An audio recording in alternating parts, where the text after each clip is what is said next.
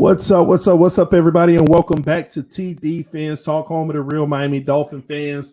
Before we get started, I just want to confirm because I did have some technical issues. Does everyone see me?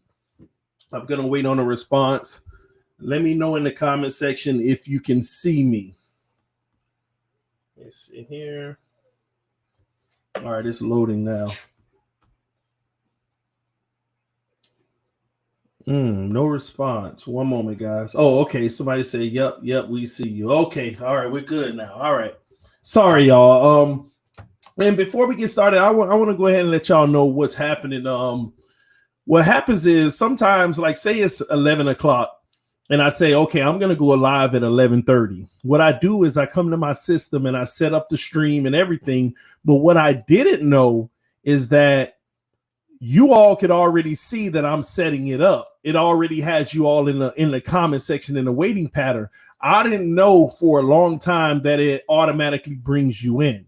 So that's why sometimes I'm gonna go live at 11:30. It's 11 o'clock. I just set up the title and everything. Now I'm gonna go play with the kids for a little, and then I'll be back at 11:30. And when I come back, I'm like, whoa, it's been people here for a long time. And this time I didn't even go all the way through the process, but it still did it. So again, y'all forgive me for that. I didn't mean to have y'all waiting forever. And then whenever it was officially time for me to get started, I had some issues. So I had to resolve those. So I'm sorry. I know I'm not just, that's why I was trying to chat with y'all as well while I was trying to fix some of the issues in the comment section. So I was trying to chat with y'all as well. So please bear with me. I'm sorry for that. Now I know, hey, when it's time to go live, I'll just go live at that moment instead of setting it up early. That way I don't have y'all sitting around waiting like, what is this guy doing? So y'all forgive me for that one, man. But I'll do better at it. But hey, we got some semi-breaking news that broke about 2 hours ago. The Miami Dolphins, Chris Grier in the front office, they do it again, ladies and gentlemen. They do it again. They make a deal. They get something done that is massive, in my opinion. And all this speculation, all this time, Albert Wilson. Well, we know he's going to end up getting cut because they're not going to pay this guy $11 million. And I've been saying it for months now. The way that we keep Albert Wilson is just restructure the deal. Restructure the deal. And you know me, I was talking about a 2-year, $8 million, maybe those type of terms. And what did we end up doing? We were able to bring Albert Wilson into the room and say, hey, and you know what? Let me tell you, the Dolphins are geniuses. They're geniuses because they played this the right way. They let free agency pass. They let the draft pass. They let teams sign a few more players, so that they could limit the options that he would have if he wanted to go in free agency. Because he had a choice. He could have said, I'm not renegotiating, cut me. And they would have cut him. They would have gave him a almost $2 million check. He would have went on his way and tried to make some money with another organization, whether it's 2, 3, 4, 5 million. That's yet to be seen. But that number continued to go down the longer they waited. And that's what I like about it. They waited, and today they reached an agreement. The deal reported right now, I can't wait to get the exact details, but it's a $3 million deal with incentives. He has a $1 million incentive opportunity. So it could come up to about $4 million if all works out. So it's just in line with the, hey, man, restructure. I said it. Restructure this guy's deal. Give him like a 2-year, $4 million. Yeah, go sit it out there, okay? Give him a 2-year, $8 million deal, $4 million per season. No, sit it down. One moment, y'all. Let me help my son. Put it right there. Put it down. And no more juice. You just had some.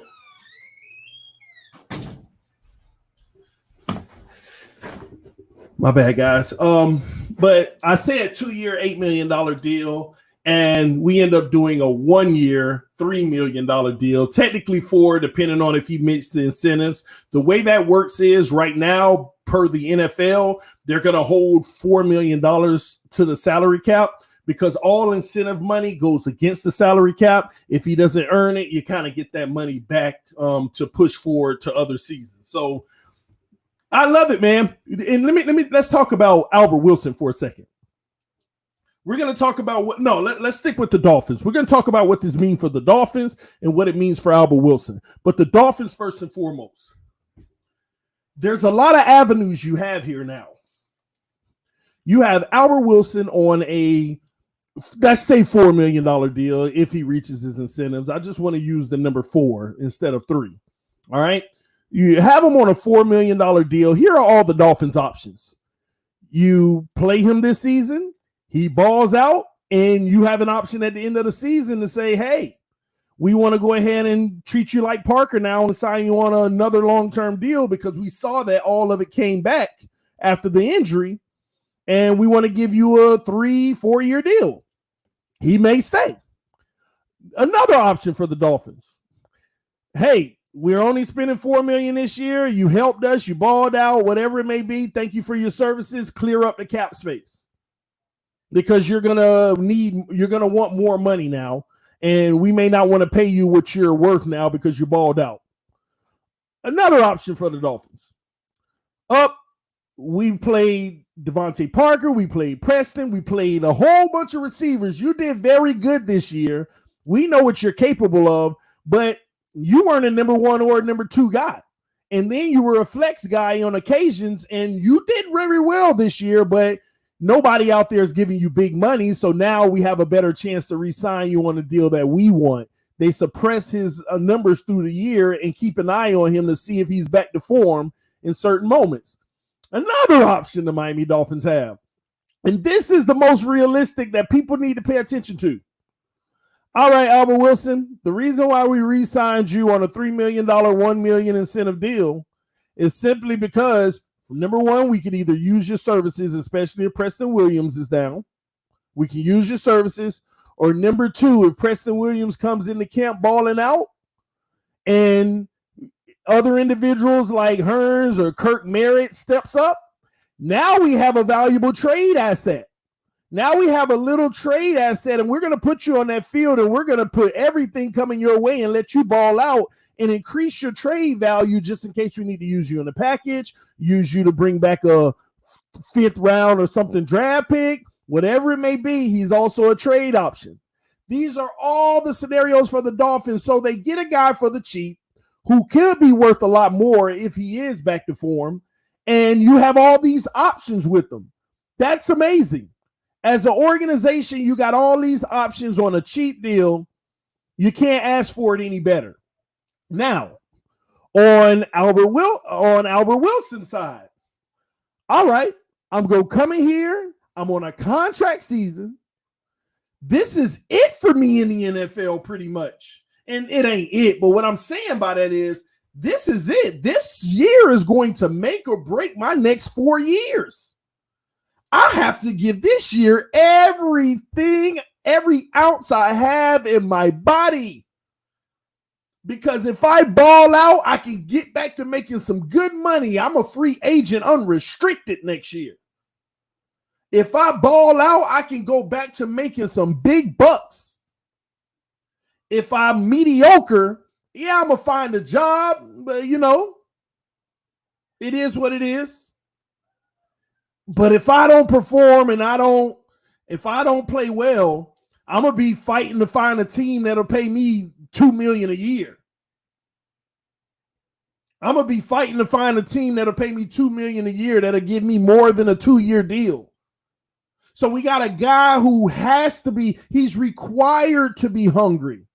He's required to give everything he has on the field, incentive to want to be healthy. He don't want to have another injury. He definitely don't want to have another injury. So from Albert Wilson's standpoint, it's more leverage for the Miami Dolphins. You're going to get the best that you can out of him this year. There's no question asked. So you'll really get a good gauge on his recovery. And if he came back to prominence late in the season, he had an uptick in his results. He was doing well.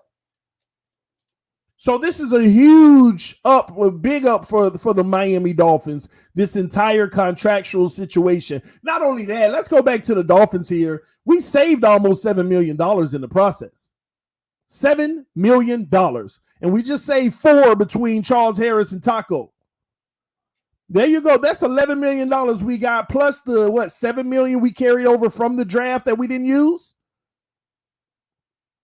I mean, we're roughly around 18. We gotta have now, unless they went into the books and said, "Hey, we're gonna restructure certain deals and front load them right now."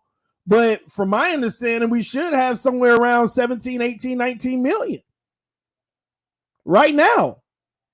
And again, don't quote me on that, because when teams make that kind of room, sometimes they go to the other contracts. They're like, "Hey, X, we want to go ahead and give you more this year. Let's restructure this again." Not restructure, but let's format. We want to give you a little bit more up front so we can have freedom next year, or whatever it may be. So I need to go look up the final numbers, where the Miami Dolphins sit right now contractually, how much free money we have. But just off of the top of my head math, with no changes, which changes could have already happened, but I'm going to go out on a limb and say we got about $18 million.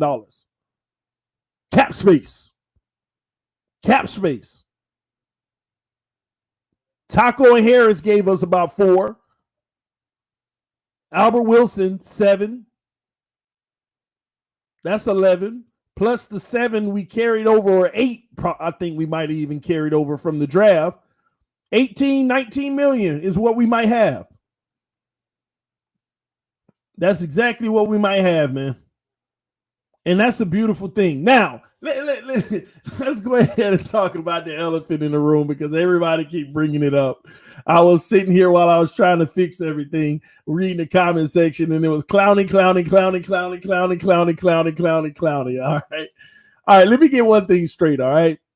First of all, for those who say we don't need them, stop all that mess now. We could definitely use Clowney. You can never have enough pass rushers, okay? Just like you can't have enough corners. Now, would Clowney be a good fit from a attitude standpoint or locker room presence standpoint? I don't know. That's up to Flores and them, but it's kind of hard for me to think that they look at him in a bad way when they were trying to trade for the guy. They were trying to trade for the guy.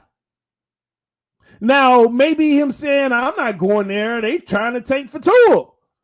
And in how he's handled things in the last month or so, maybe that has changed things. Maybe that has changed things, and they're like, "Nah, we don't need that." But I'm going to keep on telling y'all, don't rule it out, y'all. I will say this. So if it happens, you ain't got to be like, "TD called it." I don't think it's going to happen, but I'm going to keep on saying, hey, don't be surprised. Don't be surprised. We're clearing up cap. We're making great decisions. We got some money. They highly coveted Clowney. They coveted him when Flores first came in. They tried to make the trade later in the summer. They offered him a deal this offseason that he turned down. So they've been wanting Clowney. Now, whether we need Clowney or not, I'll leave that up to y'all, because some of y'all, yes, Clowney. No, we don't need Clowney. Hey, at the end of the day, we can have our opinions. The only ones that matter is Flores and Greer. Flores and Greer. And it's obvious Clowney can't get $20 million a year out there right now. I don't think he can get 18 a year. His market is probably 15 right now. And maybe somebody says, let's just do it and give him 20. I don't know. But he's unemployed right now. So somebody's going to go ahead and say, let's just do it. And the interesting thing is, whatever team it is, whether it's the Miami Dolphins, whether it's the Browns, whether it's the Seahawks, whether it's the Titans, all these teams out here rumored to have talked to him, but they fell apart. The interesting part about any team he goes to is, how much was the deal worth? Because what's going to be interesting is it got to be more than 17, because if it wasn't, you played yourself, homie. Miami offered you reportedly 17 a year on a multi-year. You played yourself. You have officially played yourself. And the team that we brought in, get out of here with that. I ain't going. Now, I understand. This is where I give him a pass. A lot of you all don't give him a pass, but I give him a pass for what he did last year. I'm not going there. They're taking for Tua because he didn't want to go to a team that was losing. He wanted to try to win something. He wanted to be mentioned with the greats. He wanted to see if he could potentially go for a Super Bowl. I respect that. So yeah, I'm not going down there. They're taking for Tua. I mean, that was his perception at the time. I'm not mad at that. Now, turning us down, I was mad at from a fan. As a fan, I was mad at. You know, getting your feelings. Forget you here, Cloudy. You know what I mean. We don't need you anyway. You know, I mean, ain't nothing wrong with that. That's just normal for a fan. But you can't blame the guy. You can't blame the guy. So at the end of the day, man, don't rule it out. We're clearing space, and maybe we're just clearing space just in case, you know, we want to go ahead and move some money on to we want to move some money to next year and those type of things. So don't forget that, guys. We still have opportunities to move money to next year and stuff like that because we're going to have some cash next year, and why not have as much as you can? Because now you want to go ahead and attack some of those free agents, some of those guys.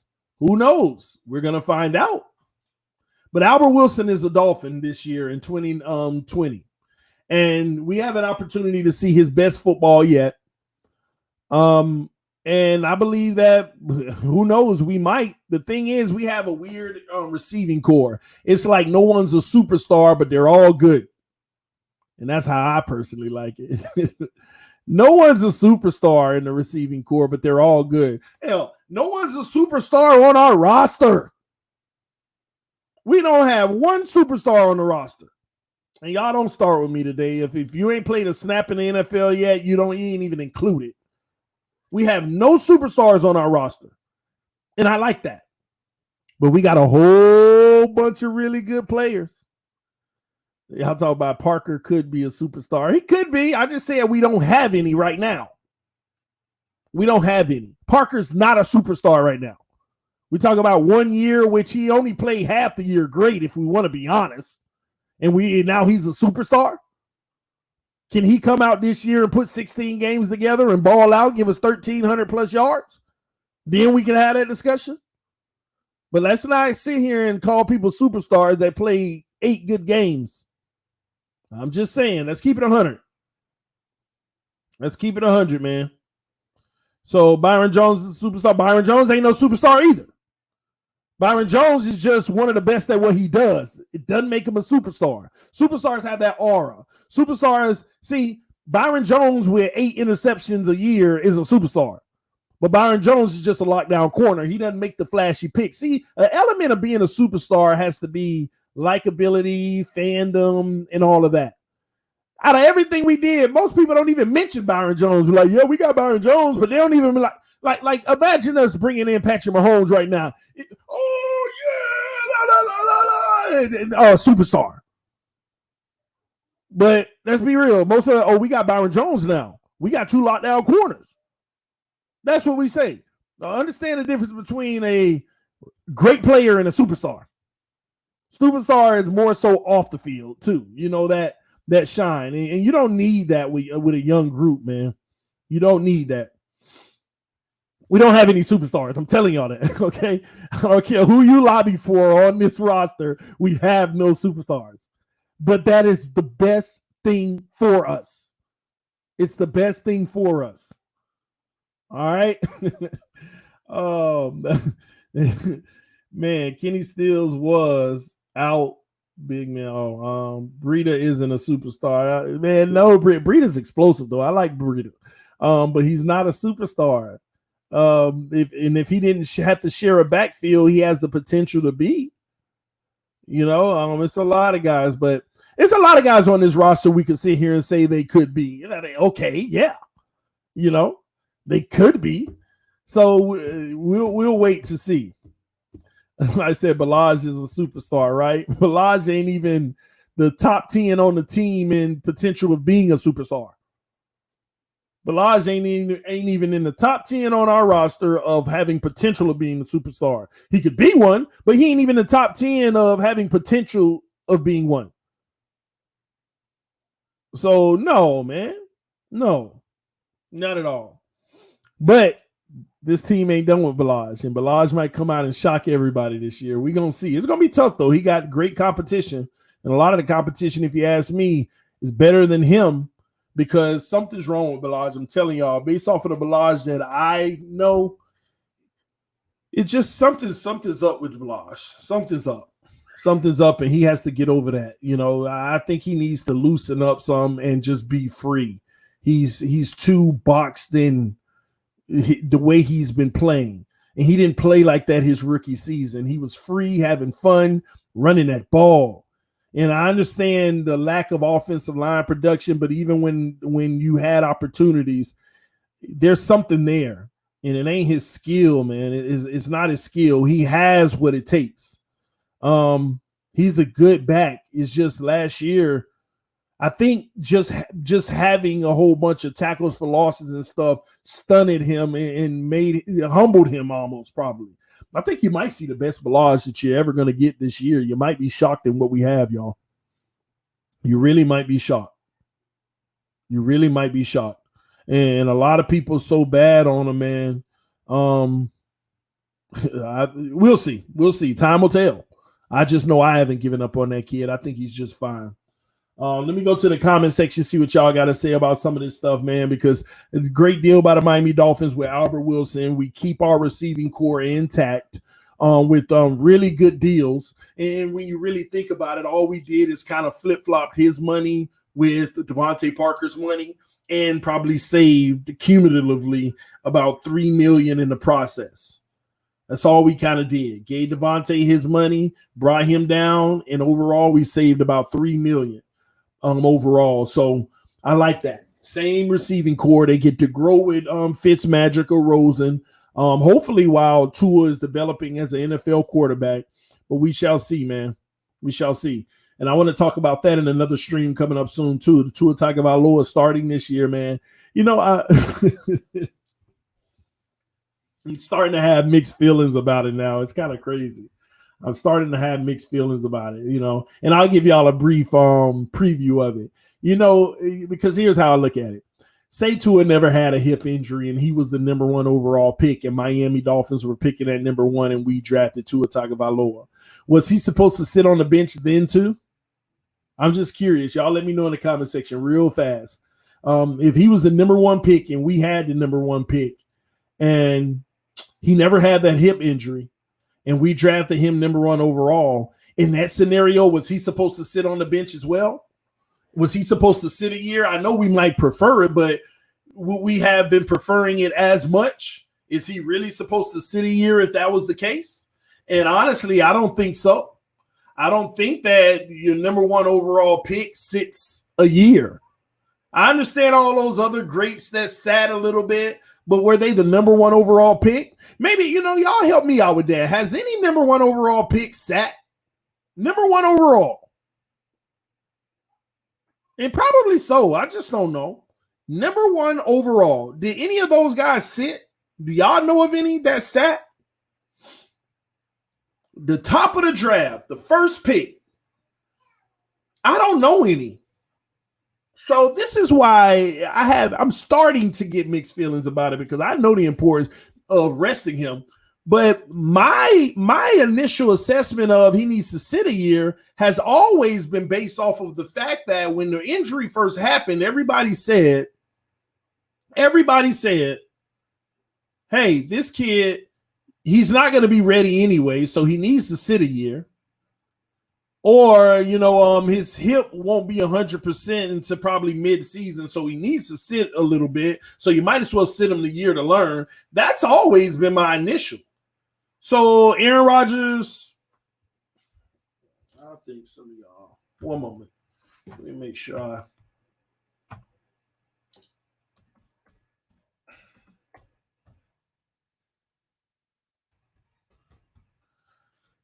All right, one moment. Let me get some facts here.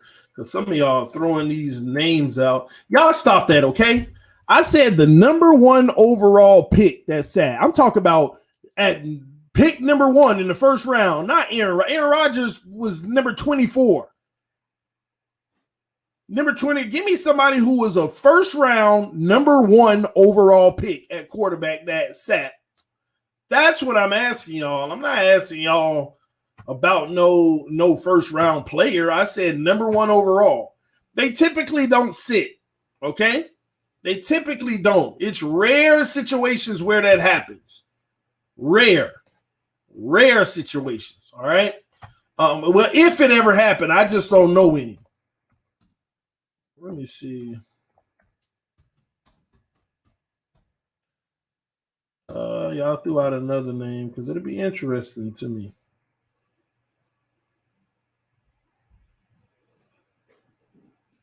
So Carson Palmer is the one.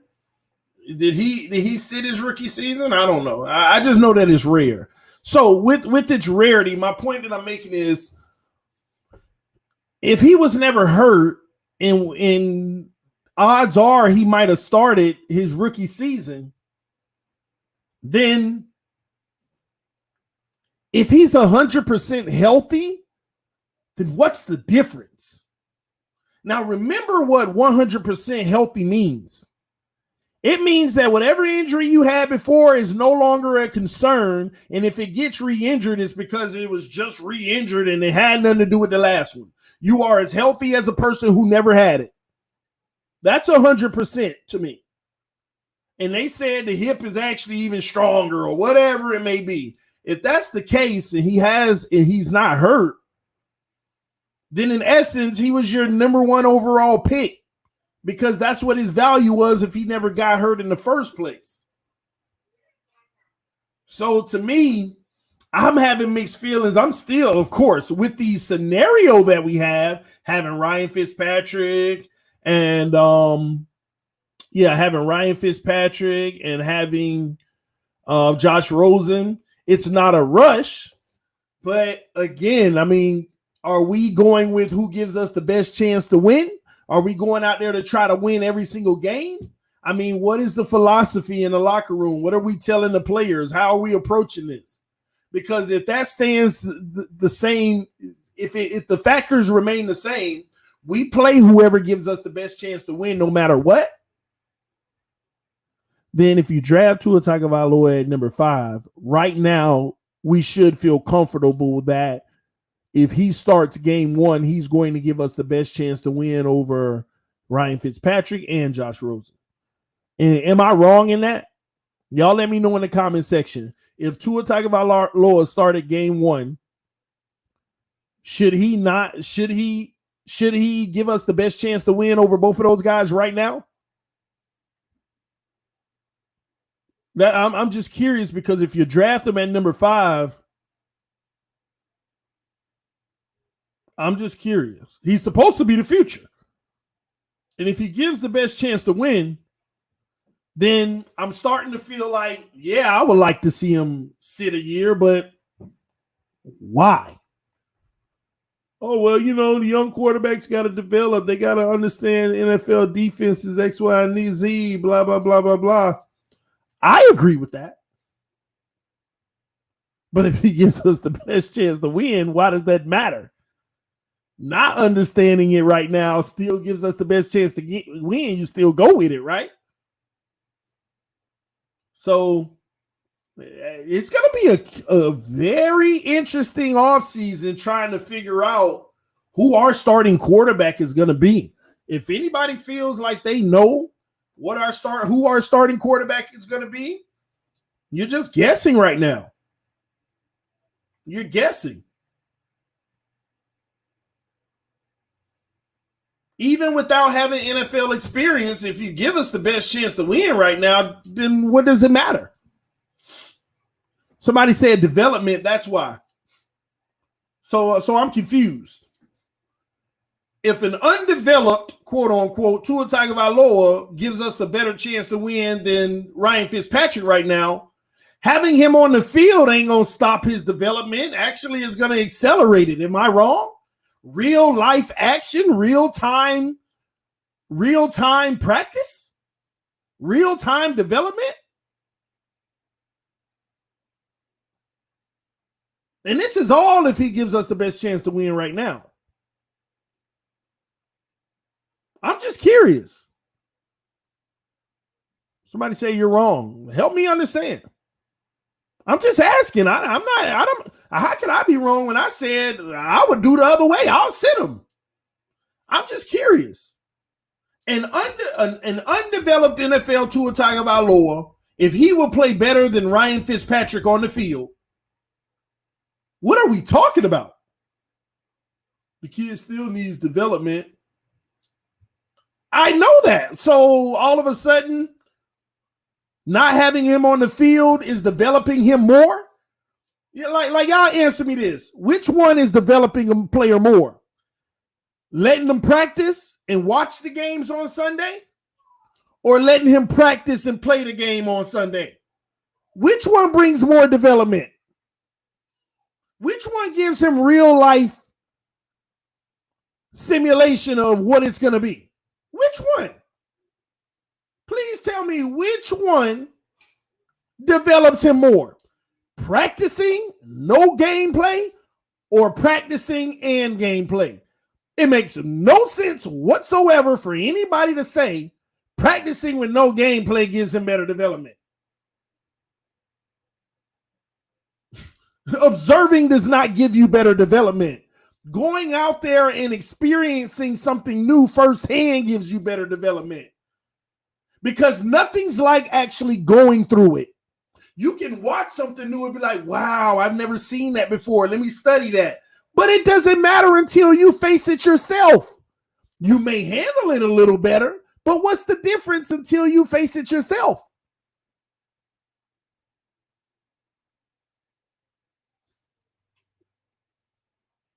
No difference. Pat Mahomes, TD. Okay. Look who was in front of Pat Mahomes. So let me ask you a question. You don't think if Pat Mahomes started his rookie season, he wouldn't have been a good quarterback?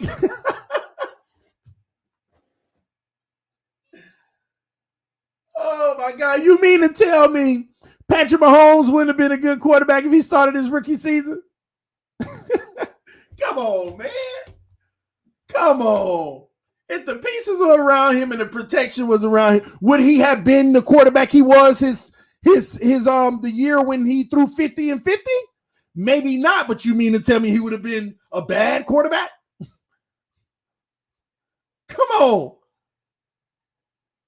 So I concede to the fact that maybe he wouldn't have been the 50-50 quarterback, 50 touchdowns, 5,000 yards. Maybe he wouldn't have been that, but you can't sit here and tell me the guy would have been trash. You can't tell me that. And then you can't sit here and tell me if he had started his rookie season, he wouldn't have ended up becoming a 50 and 5,000 guy. Oh, well, if he would have started his first season, he would have never had an MVP season. He might have been better. He might have been better.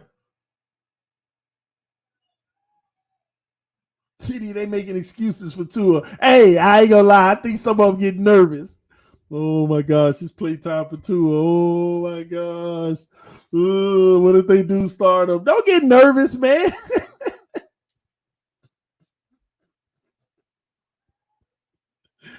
Don't get nervous, man. Don't get nervous. The kid's great, man. You see what he did in college? Don't get nervous. Somebody said make Tua earn a job. And Bruce Key, I agree with that whole 100%. And that's the point. What if he comes in and camp and earn a job? He proves I'm better than Fitz. I'm better than Rosen. I'm balling out. They're not even close right now. I'm 100% healthy. But let me sit on the bench and let us lose games because I just need to watch somebody. Oh my gosh. Something just hit me. Something just hit me. I need to sit back and observe somebody who ain't even as good as me.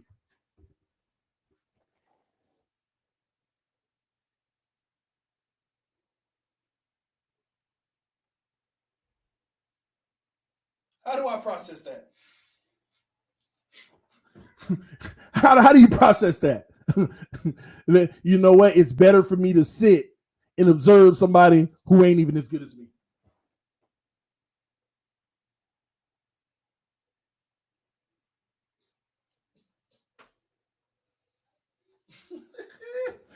Oh, y'all killing me, man. Y'all killing me, man. Y'all are killing me with this one. Man, again, for the record, for all y'all who don't like what's being said right now, I raise my hand and say I'm all for it. Sit the man for a whole year. I've said that already. But I'm also going to sit here and talk about common sense here. Come on. If the guy is better,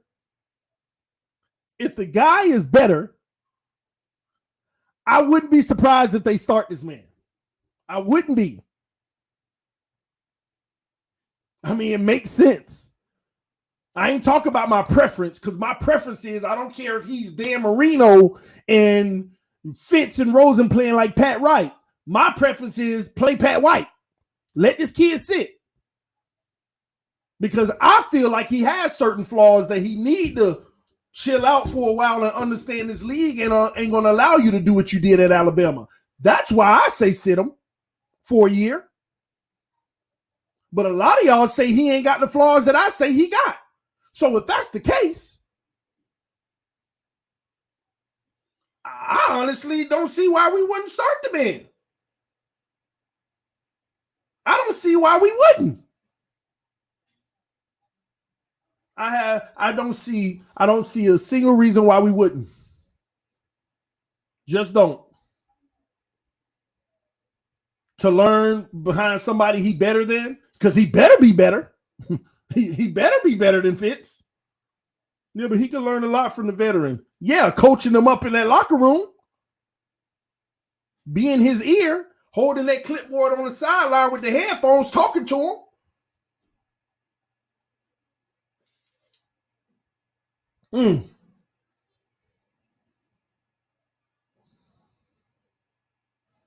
TD, my opinion, if Burrow can start for the Bengals, Tua can start for the Dolphins. Listen, if Tua is the best quarterback on the roster and playing like the best quarterback on the roster in camp, ain't no question, yeah, he can start.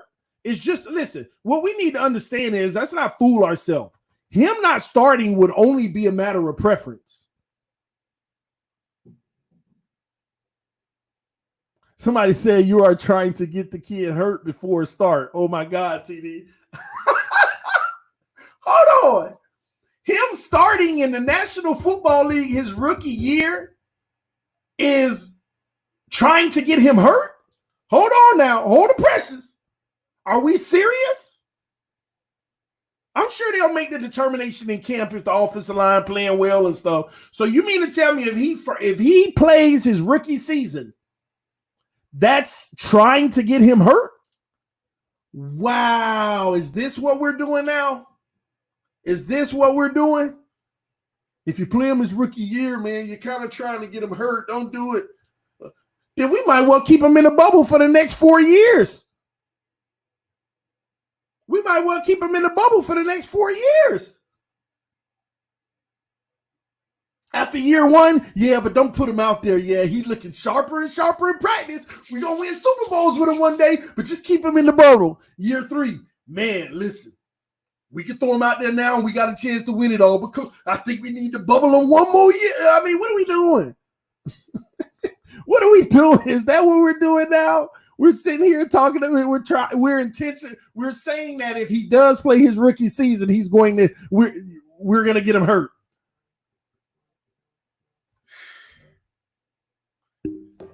Oh my God. This is TDPHINSTALK, home of the real Miami Dolphin fans, guys.